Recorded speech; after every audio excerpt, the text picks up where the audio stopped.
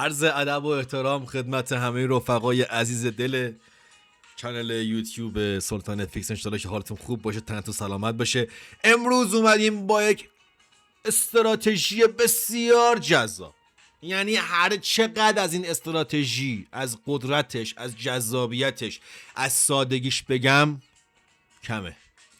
من تقریبا 1 سال با این استراتژی زندگی کردم و خیلی خوب پول در آوردم. خیلی ساده است، خیلی جذابه. یه کوچولو اگر شما با ستاپ شخصی خود قاطیش کنی که اصلا معجزه میکنه و فوق العاده است. ریوارد 1-2 محشر. بچه‌هایی که این کارو هستن میدونن ریوارد 1-2 یعنی تو همیشه زنده ای در این مارکت. وین ریت 60% به بالا.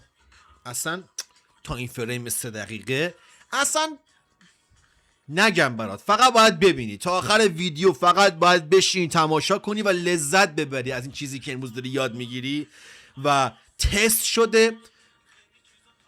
باهاش 1 سال من ترید کردم، برداشت کردم و زندگی کردم باش. خوب نکات رو توجه کنید بهش. یک استراتژی ساده مکانیکی هستش، تقریبا زیاد سخت نیست، مخصوصا واسه آماتورها بسیار عالیه. یه کوچولو اگه بک تست بگیری، حرفه‌ای ترش کنی و با ذهنت و روانت شخصی سازیش کنی که اصلا دیگه میترکونه. بریم سراغش. این استراتژی در متا تریدر 5 ما به 2 تا اندیکاتور نیاز داریم. میریم بخش اندیکاتورهای متا تریدر 5. بخش اندیکاتورها، بخش اسیلاتورها، دیمارکر رو ما بهش نیاز داریم. یک اندیکاتوری هستش که خیلی کم بهش توجه شده ولی بسیار این اندیکاتور جذابه. حالا در آینده میبینی ادامه ویدیو که چقدر این معجزه میکنه. دیمارکر رو روی چارت میندازیم، هم داخل گوشی هستش هم داخل سیستم. پریودش بای دیفالت روی 14 هستش. ما به 14 نیاز نداریم، ما به 5 نیاز داریم. پس پریودش رو به 5 تغییر میدیم.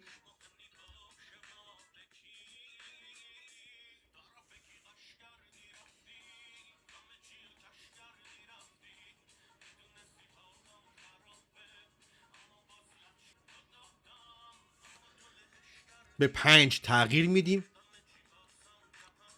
لول ها رو، بخش لول ها که بری 2 تا لول وجود داره. این لول ها رو دیلیت کنید. اینم دیلیت میکنی، دیگه به هیچ چیزی دست نمیزنی. پس پریودش 5 شد، لول هاش هم کاملا دیلیت میکنی، حذف میکنی. اوکی و میزنین روی چارت میافته. و همین زیبایی. یک اندیکاتور دیگه نیاز داریم که خیلیاتون باش آشنا هستین. میریم بخش ترند ها. یک مووینگ اوریج ما نیاز داریم. یک مووینگ اوریج اکسپوننشیال پریود 260. متدش هم که به شما خدمتتون عرض کردم. اینم اوکی میکنیم، روی چارت میندازیم. تمام شد. تمام چیزهایی که ما نیاز داریم برای اجرا رو الان ما داریم. به راحتی داخل گوشی هم قابل اجرا هستش. نیازی نیست حتما شما داخل سیستم با این استراتژی کار کنی. خب مرحله بعدی، شما باید تایم فریم 3 دقیقه رو به متا تریدر 5 خودتون اضافه کنی. به صورت بای دیفالت نداره.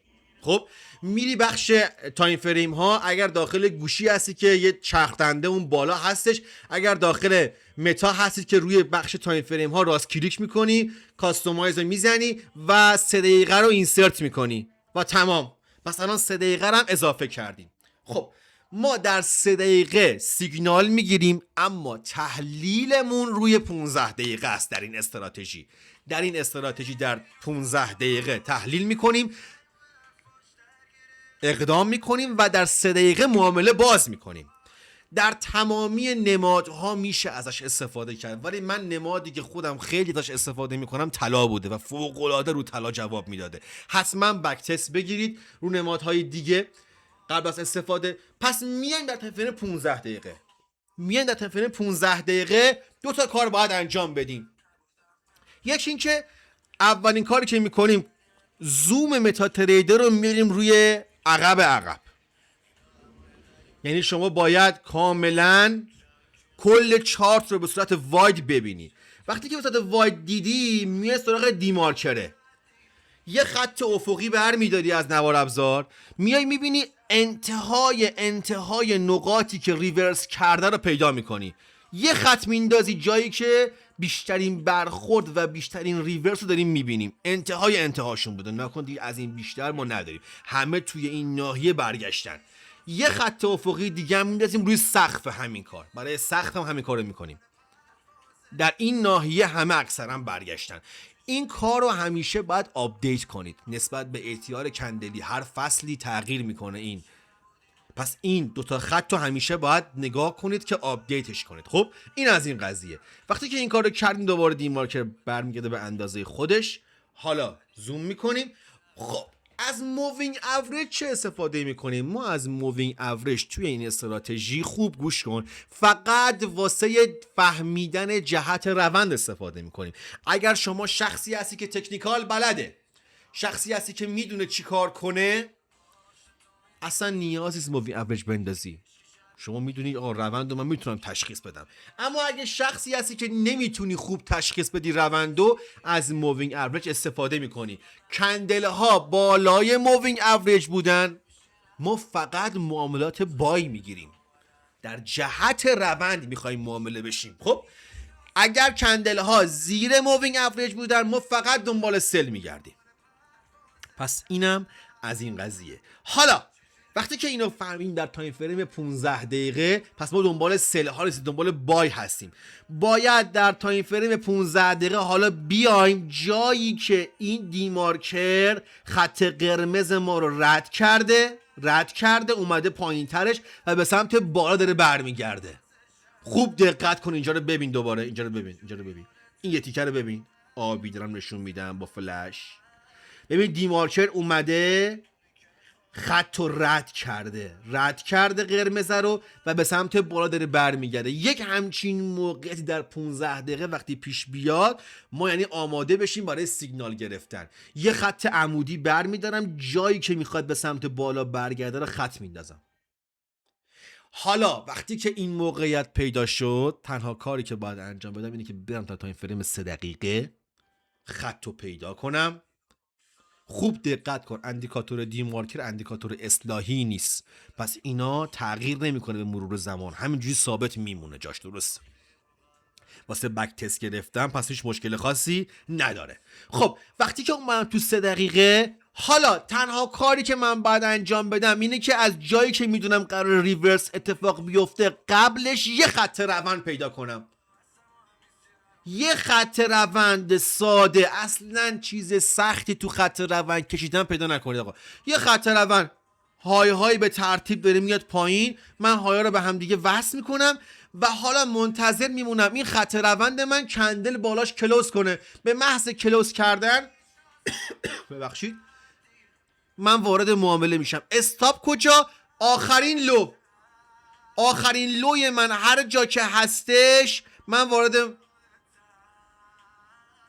استاپ گذاشتم میشم. معامله باز، آخرین دورم پیدا کردم، ریوارد 1 ریوارد 2 تمام. خدا بده برکت.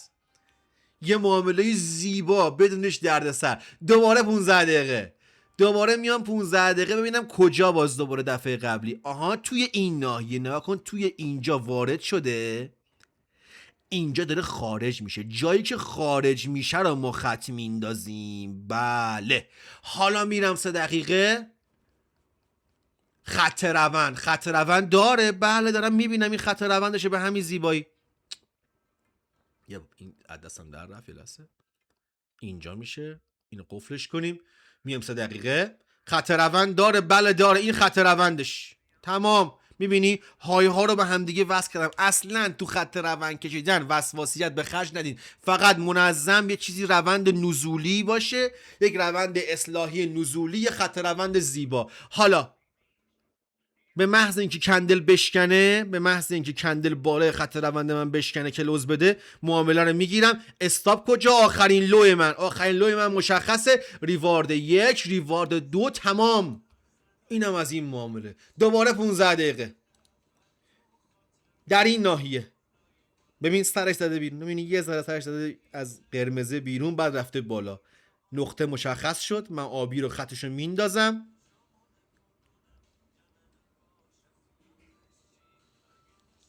میرم 3 دقیقه خط رو پیدا میکنم. حالا خط روند، خط روند ببین اگر خط روند اینجا که خط روند داریم اوکی شد، ما اینجا های رو هم یه وصل کنیم به همین راحتی. خب اما اگه خط روند نداشتی یا نتونستی پیدا کنی به هیچ عنوان الکی معامله نمیگیری. اگر خط روند نداشتی الکی وارد معامله نمیشوی. به محض اینکه کندل رو شکست، خط روند رو شکست و بالاش کلوز زاد، یک معامله، استاپ زیر آخرین لو، ریوارد 1 ریوارد 2، تمام. اینم از این معامله. باز دوباره معامله قبلی، اینجا نداریم، اینجا نداریم، اینجا نگاه کن، اینجا رو ببین، اینجا رو ببین، خوب دقت کن نکاتو. اینجا نگاه کن، رد نکرده قرمزو، فقط بوس کرده، نزدیک شده پس من نمیگیرم. اینجا همینطور میبینی، اما اینجا رد کرده، اینجا من دنبال معامله میگردم. اوکی شد. پس من حتما باید خط قرمزی که دارم و دیمارکر رد کرده باشه، بعد برگرده بالا. حالا میرم در 3 دقیقه خط رو پیدا میکنم، خط روندش رو میکشم به همین زیبایی. میبینی بالاش که کلوز داد، من وارد معامله میشم، استاپ زیر آخرین لو، ریوارد 1 ریوارد 2، نقطه زنی، تموم شد رفت به کارش. به همین زیبایی، به همین زیبایی. دوباره در تایم فریم 15 دقیقه خوب دقت کن. در تایم فریم 15 دقیقه ما مناطقی که اینجوری کندل به مووینگ چسبیده معامله نمیگیریم، اینجاها معامله نمیگیریم، اینجاها معامله نمیگیریم. حتما باید روند مشخص شده باشه. مثلا در این ناحیه نگاه کن، اینجا روند مشخص شده سله، اما اینجا دیمارکر سیگنالی نداده، اینجا داده. اینجا کجاست؟ اینجا دیگه کندل بالاست دیگه، بالای مووینگه، پس به درد معامله گرفتن نمیخوره. دوباره میریم عقب‌تر، میریم عقب‌تر، اینجاها به درد معامله گرفتن نمیخوره. چرا؟ چون مووینگ داخل کندل هاست، باید از کندل ها فاصله بگیره تا بتونیم معامله بگیریم. اینجاها نگاه کن، دیمارکر فاصله گرفته اما دیمارکر معامله نداده. اینجا روند نزولیه، میبینی قشنگ فاصله از مووینگ اوریج، روند نزولی. حالا میرم دنبال سل ها میگردم.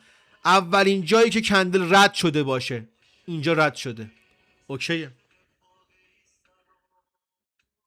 خط رو پیدا میکنم، جایی که خروج زده، آها اینجا وارد شده، اینجا خروج زده دیمارکر، جایی که خروج زده رو پیدا میگم 3 دقیقهش. حالا خط روند داره؟ بله که داره. ناقل این خط روند این زیبایی نکن، این خط روند به این خوشگلی،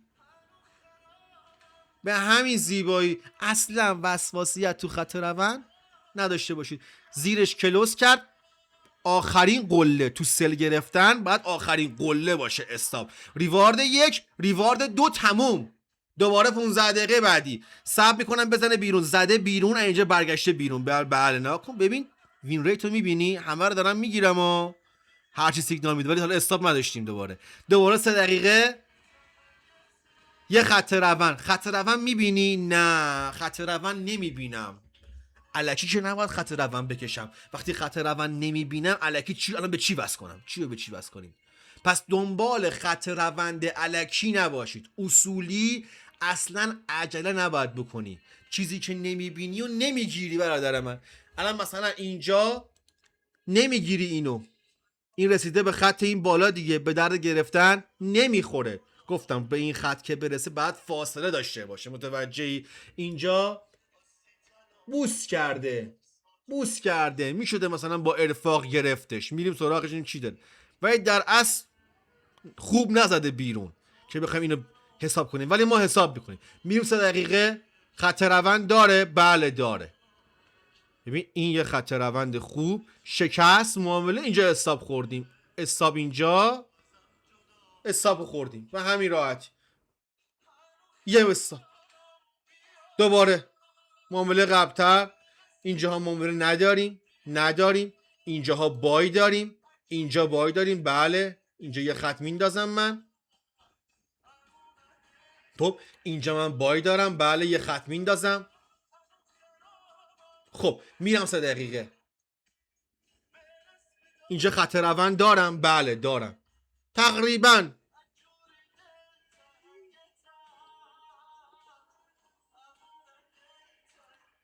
یه خط روند دارم میکشم، استاپ زیر آخرین لو من، زیر آخرین لو من.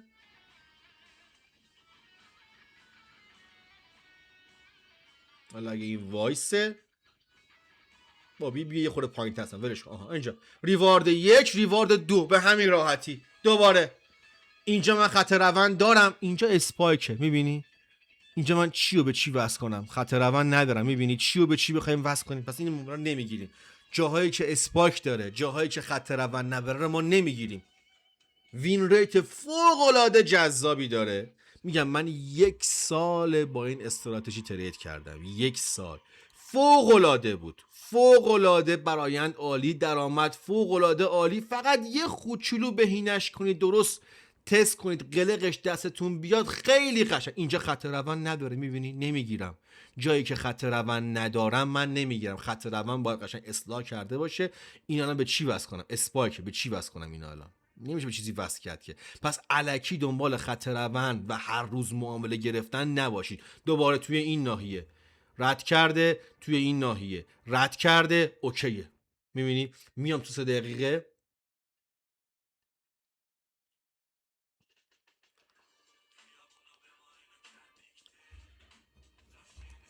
خط روند دارم ندارم.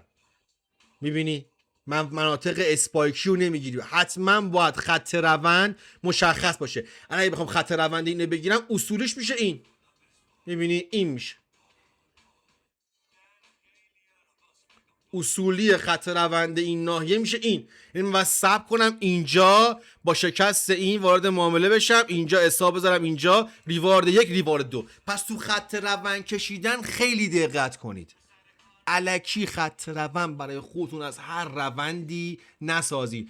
جایی که چشمت میبینه خط روند نیست دنبال معامله نمیگردی.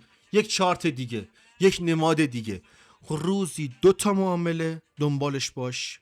2 تا نیم درصد ریوارد 2 بگیری، 2 تا 1% سود گرفتی. به همین راحتی.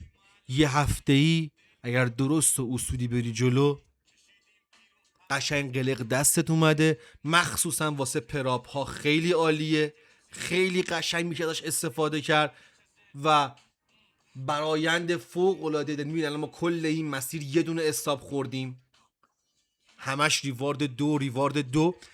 هر سوالی داشتید داخل کامنت ها چنل یوتیوب سلطان فیکس بنویسید، جوابتون رو میدم. خیلی جذابه و خیلی ساده است.